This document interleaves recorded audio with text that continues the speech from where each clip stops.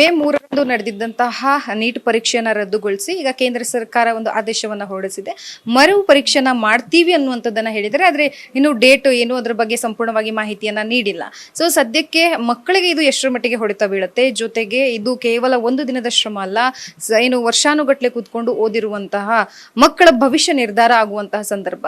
So ಇದರ ಜೊತೆಗೆ ಎಲ್ಲೋ ಒಂದು ಕಡೆ ಪರೀಕ್ಷಾ ಮಂಡಳಿ ಮಕ್ಕಳ ಭವಿಷ್ಯದ ಜೊತೆಗೆ ಆಟ ಆಡ್ತಾ ಇದೆಯಾ ಅನ್ನುವಂತಹ ಪ್ರಶ್ನೆ ಸಹ ಸದ್ಯಕ್ಕೆ ಎದುರಾಗ್ತಾ ಇರುವಂತದ್ದು. ಈ ಕುರಿತು ನನ್ನೊಟ್ಟಿಗೆ ಶಿಕ್ಷಕರಿದ್ದಾರೆ, ನಾನು ಅವ್ರನ್ನ ಮಾತಾಡಿಸ್ತಾ ಹೋಗ್ತೀನಿ, ಅವ್ರನ್ನ ಕೇಳ್ತಾ ಹೋಗ್ತೀನಿ. ಶೋಭಾ ಮೇಡಮ್ ಅವ್ರನ್ನ ನೊಟ್ಟಿಗಿದ್ದಾರೆ.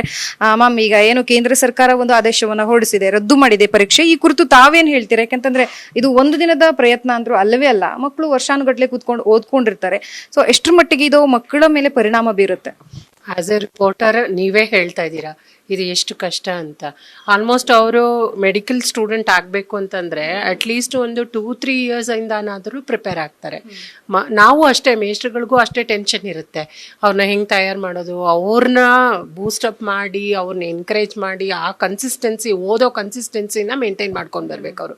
ಎಲ್ಲೂ ತಪ್ಪೋಂಗಿಲ್ಲ. ಆಮೇಲೆ ಎಲ್ಲ ಆದಮೇಲೆ ಕೊನೆಯಲ್ಲಿ ಎಕ್ಸಾಮ್ ಒಂದು ದಿನ ಆ್ಯಕ್ಚುಲಿ ಅಂಥ ಭಯದ ದಿನ ಇನ್ಯಾವಾಗಲೂ ಬರಲ್ಲ ಬಿಡಿ. ಈವನ್ IAS ಪಾಸ್ ಮಾಡಿದವರು ಅಲ್ಲಿ ಹೋಗಿ ಕೂತ್ಕೊಂಡು ಇಂಟರ್ವ್ಯೂ ಕೊಡ್ತಾರಲ್ಲ, ಆ ರೇಂಜ್ಗಿಂತ, ಆ ಭಯದ ರೇಂಜ್ಗಿಂತ ಅವತ್ತೊಂದು ದಿನ ಎಕ್ಸಾಮ್ ಇರುತ್ತೆ. ಅಷ್ಟು ಮಕ್ಕಳು ಟೆನ್ಷನಲ್ಲಿ ಇರ್ತಾರೆ. ಅಂಥದ್ದು ಪುನಃ they have to undergo that tension ಅಂದರೆ ಇಟ್ ಈಸ್ ವೆರಿ ಡಿಫಿಕಲ್ಟ್. ಪೇರೆಂಟ್ಸ್ಗಂತೂ ಇನ್ನೂ ಕಷ್ಟನೇ ಆ ಮಕ್ಕಳನ್ನ ನೋಡ್ಕೊಳ್ಳೋದಾಗ್ಲಿ. ಅವರು 600 ದಿನ, ಆಲ್ಮೋಸ್ಟ್ 600 ದಿನನೇ ಪ್ರಾಕ್ಟೀಸ್ ಮಾಡಿರ್ತಾರೆ.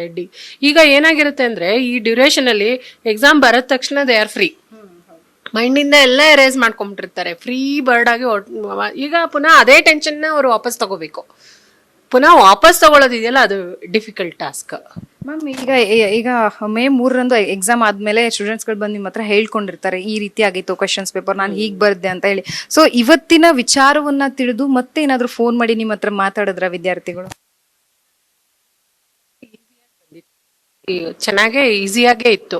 ಇಟ್ ಡಸಂಟ್ ಮೀನ್ ದಟ್ ಈಗ ಪುನಃ ಅದೇ ಥರ ಪೇಪರ್ ಬರಬೇಕು ಅಂತಾನೆ ಅನ್ಸೋದೇ ಅಂತ ಏನಿಲ್ಲ. ಆದರೆ ಅವ್ರ ಪ್ರಿಪ್ರೇಷನ್ ಇದೆಯಲ್ಲ, ದಟ್ ಈಸ್ ಡಿಫಿಕಲ್ಟ್ ಟಾಸ್ಕ್ ಅಷ್ಟೇ. ಪುನಃ ಅದ್ರ ಪ್ರಿಪ್ರೇಷನ್ ಡಿಫಿಕಲ್ಟ್ ಟಾಸ್ಕ್. ಪುನಃ ಅದೇ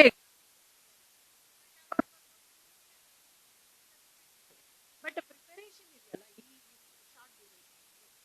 it is again A task. ಇದು ಟೀಚರ್ಸ್ಗಳಿಗೆ, ಸ್ಟೂಡೆಂಟ್ಸ್ಗಳಿಗೆ ಮಾತ್ರ ಟಾಸ್ಕ್ ಅಲ್ಲ, ಈಗ ಶಿಕ್ಷಕರಿಗೂ ಸಹ ಒಂದು ರೀತಿಯಲ್ಲಿ ಟಾಸ್ಕ್. ಇದನ್ನ ನೀವು ಯಾವ ರೀತಿಯಾಗಿ ಅಕ್ಸೆಪ್ಟ್ ಮಾಡ್ತೀರಾ ಮೇಡಮ್? ನಾವು ಏನಂತ ಎನ್ಕರೇಜ್ ಮಾಡಬೇಕು ಅಂತಂದ್ರೆ, ಮಕ್ಕಳು ಇನ್ನೂ ಚೆನ್ನಾಗಿ ಮಾಡ್ಬೋದಪ್ಪ, ಓದಿ ಅಂತ ಹೇಳ್ಬೋದು ಅಷ್ಟೇ ಹೊರತು ನಮಗೂ ಬೇಜಾರಿರುತ್ತೆ ಅದ್ರ ಬಗ್ಗೆ ಅಷ್ಟೇ. ನನ್ನೊಟ್ಟಿಗೆ ಬಾಬು ಸರ್ ಇದ್ದಾರೆ, ನಾನು ಅವ್ರನ್ನ ಸಹ ಮಾತಾಡಿಸ್ತಾ ಹೋಗ್ತೀನಿ. ಸರ್, ಈಗ ನಾನು ಕೇಳ್ದೆ ಮೇಡಮ್ ಅವ್ರ ಹತ್ರ, ನಿಜಕ್ಕೂ ಕಷ್ಟ ಅಂತ ಹೇಳ್ತಾರೆ. ನೀವು ಇದನ್ನ ಯಾವ ರೀತಿಯಾಗಿ ತಗೊಂಡು ಮಕ್ಕಳನ್ನ ಮತ್ತೆ ಗೈಡ್ ಮಾಡಿ ಎಕ್ಸಾಮ್ಗೆ ತಯಾರಿ ಮಾಡ್ತೀರಾ?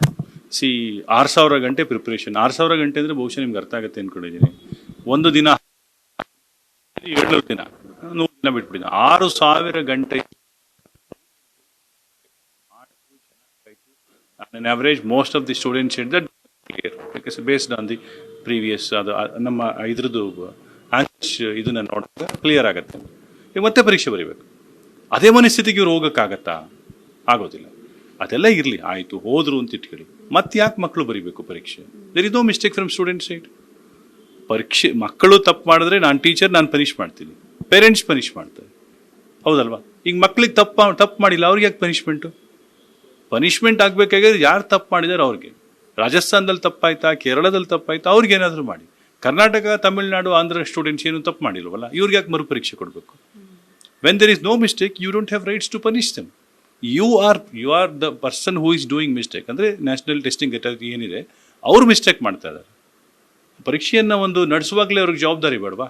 ಇಷ್ಟು ದೊಡ್ಡ ಸಂಸ್ಥೆ, ಲಕ್ಷಾಂತರ 20-25 ಲಕ್ಷ ಜನ ವಿದ್ಯಾರ್ಥಿಗಳು ಪರೀಕ್ಷೆ ಬರೀತಾ ಇರುವಾಗ ಅಲ್ಲಿ ಸೂಕ್ಷ್ಮವಾಗಿ, ಕೂಲಂಕುಷವಾಗಿ ನೋಡಿ ಪರೀಕ್ಷಾ ಕೇಂದ್ರಗಳಲ್ಲಿ ಯಾವುದೇ ಅವಘಡಗಳು ನಡೆಯದೇ ಇರೋ ಥರ ನೋಡ್ಕೋಬೇಕಾಗಿತ್ತಲ್ವ? ಅದು ಅವ್ರ ಹೊಣೆಗಾರಿಕೆ. ಅವರು ಹೊಣೆಗಾರಿಕೆಯಿಂದ ತಪ್ಪಿಸ್ಕೊಂಡು ಇಲ್ಲಿ ಯಾರೋ ಬೇರೆ ಮಕ್ಕಳಿಗೆ ಪನಿಷ್ಮೆಂಟ್ ಕೊಡೋದು ನಿಜವಾಗ್ಲೂ ಕ್ಷಮ್ಯ ಅಪರಾಧ. ಸರ್, ಈಗ ಮಕ್ಕಳನ್ನ ಮತ್ತೆ ಪ್ರಿಪೇರ್ ಮಾಡ್ಬೇಕಾಗತ್ತೆ. ಈಗ ಏನಾದ್ರೂ ಟೈಮ್ ಕೊಡ್ತಾರಾ ಪರೀಕ್ಷೆಗೆ ಅಂತ ನಿಮ್ಗೆ ಅನ್ಸುತ್ತಾ ಸರ್? ಟೈಮ್ ಸಿಗುತ್ತಮ್ಮ, 15 ದಿನ ತನಕ ಟೈಮ್ ಇರ್ತದೆ. ಟೈಮ್ಗೇನು ಇಲ್ಲ, ಟೈಮ್ ಸಮಸ್ಯೆ ಏನಿಲ್ಲ. 15 ದಿನ ಆಗಲಿ, 1 ತಿಂಗಳಾಗಲಿ ಪ್ರಿಪೇರ್ ಮಾಡಬೇಕಾಗತ್ತೆ. ಅಂದರೆ ಪ್ರಿಪ್ರೇಷನ್ಗೆ ಮಕ್ಕಳಿಗೆ ಮೊದಲನೇದು ಮನಸ್ಥಿತಿ ಇರುತ್ತೋ ಇರಲ್ವೋ.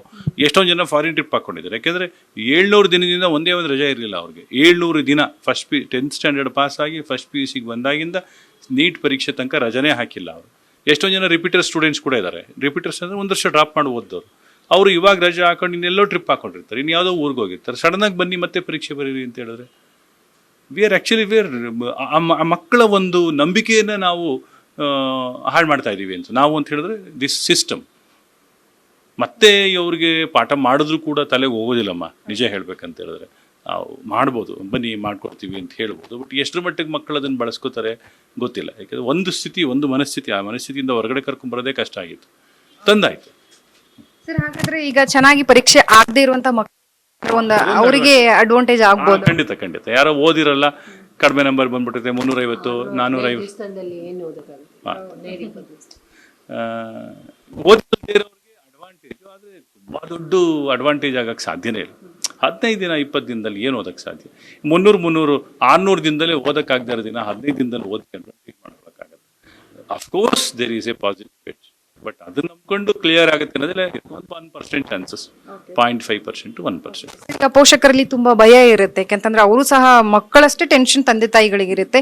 ಅವರಿಗೊಂದು ಕಿವಿ ಮಾತು ಹೇಳೋದಾದ್ರೆ ನೀವ್ ಏನ್ ಹೇಳ್ತೀರಾ ಮಕ್ಕಳ ವಿಚಾರವಾಗಿ, ಈ ಪರೀಕ್ಷೆ ರದ್ದಾಗಿರುವಂತ ವಿಚಾರವಾಗಿ? ಪೋಷಕರು ಏನ್ ಹೇಳ್ಬೇಕಂತ ಹೇಳಿದ್ರೆ ಅವ್ರಿಗೆ ಮಕ್ಳಿಗೆ ಸಮಾಧಾನ ಪಡಿಸಿ, ಮೊದಲನೇದು ಅವ್ರಿಗೆ ಹೇಳಿ ಇನ್ನೊಂದು ಅಡ್ವಾಂಟೇಜ್ ಸಿಕ್ಕಿದೆ, ಇನ್ನೊಂದು ಆಪರ್ಚುನಿಟಿ ಸಿಕ್ಕಿದೆ, ಈ ಆಪರ್ಚುನಿಟಿನ ಸರಿಯಾಗಿ ಬಳಸ್ಕೊಳಪ್ಪ ಅಂತ ಹೇಳಿ ಮೊದಲು ಪೋಷಕರು ಮಕ್ಕಳ ಹತ್ರ ಮೊಬೈಲ್ ವಾಪಸ್ ಇಸ್ಕೊಳ್ಳಿ. ಮೊಬೈಲ್ ವಾಪಸ್ ಈಸ್ಕೊಂಡ್ರೆ ಅರ್ಧ ಪರೀಕ್ಷೆ ಗೆದ್ದ ಹಾಗೆ. ಇದನ್ನ ಯಾರಾದರೂ ಸ್ಟೂಡೆಂಟ್ ನೋಡಿದ್ರೆ ಬೇಜಾರು ಮಾಡ್ಕೊತಾನೆ, ಬೇಜಾರು ಮಾಡ್ಕೊಂಡ್ರೆ ಪರವಾಗಿಲ್ಲ. ಮೊದಲು ಮೊಬೈಲ್ ವಾಪಸ್ ಈಸ್ಕೊಳ್ಳಿ, ಅವ್ರ ಜೊತೆ ಕೂತ್ಕೊಳ್ಳಿ, ಬೆಳಗಿಂದ ರಾತ್ರಿ ತನಕ ಅವ್ರ ಜೊತೆಗಿರಿ. ಯಾಕೆಂದರೆ ಬದುಕನ್ನು ನಿರ್ಧರಿಸುವಂಥ ಒಂದು ಸಮಯ ಬಂದಿದೆ. ಎರಡನೇ ಅವಕಾಶ, this is second chance for the students.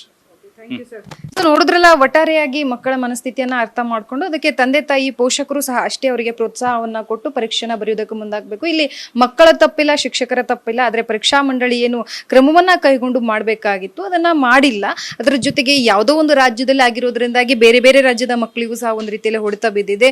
ಏನು ವರ್ಷಾನುಗಟ್ಲೆ ಕೂತ್ಕೊಂಡು ಓದಿರುವಂತಹ ಮಕ್ಕಳ ಭವಿಷ್ಯಕ್ಕೆ ಇದೊಂದು ರೀತಿಯಲ್ಲಿ ಸಮಸ್ಯೆಯಾಗಿ ಎದುರಾಗ್ತಾ ಇರುವಂತದ್ದು. ಇದನ್ನ ಗೆದ್ದು ಬರ್ಲಿ, ಚೆನ್ನಾಗಿ ಪರೀಕ್ಷೆನ ಬರ್ಲಿ ಅಂತ ಹೇಳಿ ಶಿಕ್ಷಕರು ಏನು ಮಕ್ಕಳನ್ನ ಶುಭ ಕೋರ್ತಾ ಇರುವಂತಹದ್ದು.